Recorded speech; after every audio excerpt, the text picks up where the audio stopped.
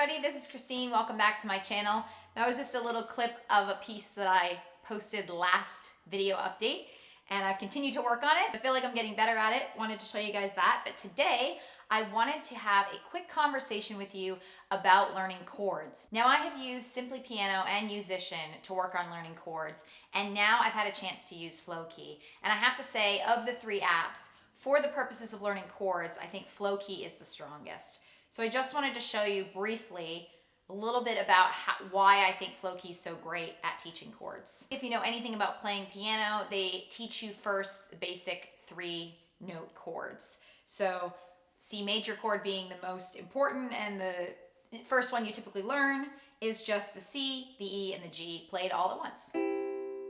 Now the other apps that I've used often focus on showing you a bunch of chords and then practicing them. Now they may show you the structure of how chords are put together. So for example, with the C major triad, you have the root note, the major third, and the perfect fifth. And that's how you put the chord together.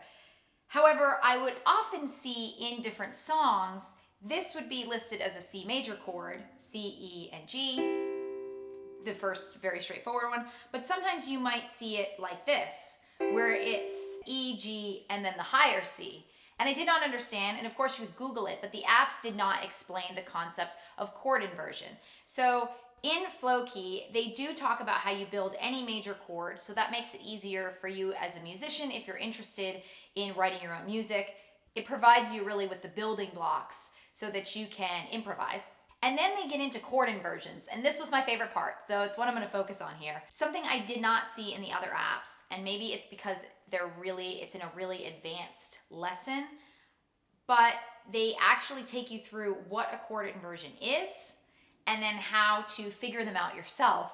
And I personally like to be able to figure things out myself, so they teach you this in these videos. They take you through the most important of the major chord inversions, and then they of course take you through exercises to be able to practice this. So let's just show this one exercise before we wrap up. Now when learning a new exercise with Flowkey, they'll take you through each section. You'll get to practice it right hand, then left hand, both hands, and you'll continue until you can add all the sections together into the entire exercise.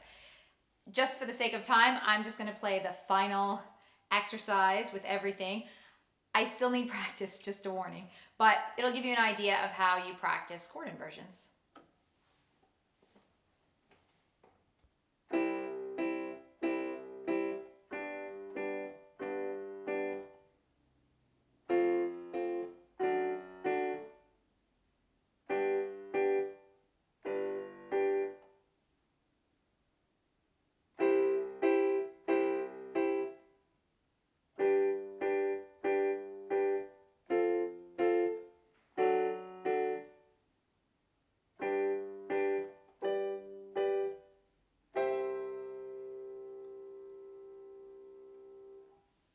So as you can see, the exercise has a lot of variety and practice of different types of chord inversions. My favorite example is here in G.